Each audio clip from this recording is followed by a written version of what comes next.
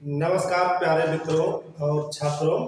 आज मैं civil world coaching की तरफ से आप लोगों के लिए इतिहास की एक ऐसी ट्रिक लेकर के आया हूं जिसके माध्यम से आप लोग एक साथ चार बौद्ध संगीतियों को याद कर सकते हैं। जैसा कि माना जाता है कि चार बौद्ध संगीतियां याद करने में बहुत कठिनाई होती है, लेकिन इस ट्रिक के माध्यम से आपको हम आज चुटकियों में याद करा देंगे। तो पहले देखते हैं ट्रिक क्या है। याद रखिएगा, राजा महाराजा आजा, राजा महाराजा आजा, वैश्या सबका काल है। आप सभी जानते हैं कि वैश्याएं क्या होती है, वो काल होती है, इसलिए हमारा कहना मानिएगा, कभी जाइएगा नहीं तो क्या हो जाएगा, काल हो जाएगा। चलिए आगे चलते हैं। पटाओ मत आशिक, जिंदगी में आशिक अगर पटाना है तो पटाओ, लेकिन ध्यान रखिएगा पटाओ मत आशिक। क्यों? क्योंकि कुंवर बहुत कंगाल है, पटाने के बाद कोई भी कुंवर रहेगा क्या हो जाता है, कंगाल। तो ध्यान रखिएगा कि राजा महाराजा आजा, वैश्या सबका काल है, पटाओ मत आशिक, कुंवर बहुत कंगाल है। हमने क्या कहा, चार बौद्ध संगीतियां, पहली ये होगी, दूसरी बौद्ध संगीत ये है, तीसरी ये, और चौथी आपकी ये होगी। ध्यान रखिएगा हर लाइन में तीन तीन वाक्य है, और इन शब्दों को, जो पहला शब्द है ये शब्द क्या बताएगा, दूसरा शब्द क्या बताएगा, और तीसरा शब्द क्या इंडिकेट करेगा। पहला शब्द बताएगा कि कौन सी बौद्ध संगीत किस स्थान पर हुई है, याद रखिएगा। और दूसरा शब्द बताता है कि किस संगीत का कौन सा अध्यक्ष हुआ था, इस बात को याद रखिएगा। और तीसरा बताएगा शब्द आपको कि इन संगीतियों के समय कौन सा शासक था। तो याद रखिएगा तीन शब्द है आपके पास। पहला शब्द हर लाइन में यही प्रयुक्त होगा। पहला शब्द क्या बताएगा, स्थान, दूसरा शब्द अध्यक्ष बताएगा, और तीसरा क्या बताएगा, शासक बताएगा। तो चलिए देखते हैं राजा से क्या होगा। राजा से बनाएंगे राजगृह। तो पहली बौद्ध संगीत कहाँ हुई थी, किस स्थान पर, राजगृह में हुई थी।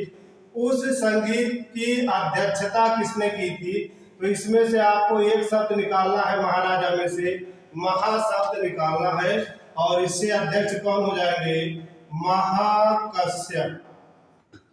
महाकश्यप ने प्रथम बौद्ध संगीत की क्या की थी, अध्यक्षता की थी। और इस संगीत की जब आयोजन किया जा रहा था तो उस समय शासक कौन था, यानी प्रथम बौद्ध संगीत के समय शासक कौन था, तो आजा का मतलब क्या हो जाएगा, अजात शत्रु। इस प्रकार आपने देखा पहली बौद्ध संगीत राजा महाराजा आजा, राजगृह, महाकश्यप, अजात शत्रु, यानी राजगृह नामक स्थान पर पहली बौद्ध संगीत हुई। उसके अध्यक्ष कौन थे, महाकश्यप, और उस समय शासक कौन था, अजात शत्रु। अब दूसरे लाइन पे चलेंगे, सेम कोटेशन यहाँ भी होगा। वैश्या से लेंगे वैशाली, तो वैशाली नामक स्थान पर दूसरी बौद्ध संगीत हुई। सबका में से हम ले लेंगे, देखिएगा क्या, सावाकामी। तो सावाकामी क्या होंगे, दूसरी बौद्ध संगीत के अध्यक्ष होंगे। और तीसरा है काल, ये किसको बताएगा, ये शासक को बताएगा। तो काल से हम क्या लिखेंगे, काला सो। तो दूसरी बौद्ध संगीत कहाँ हुई, वैशाली में। कि कौन अध्यक्ष था, सावाकामी, और किसके शासनकाल में हुआ था, तो काला सो के शासनकाल में हुआ था।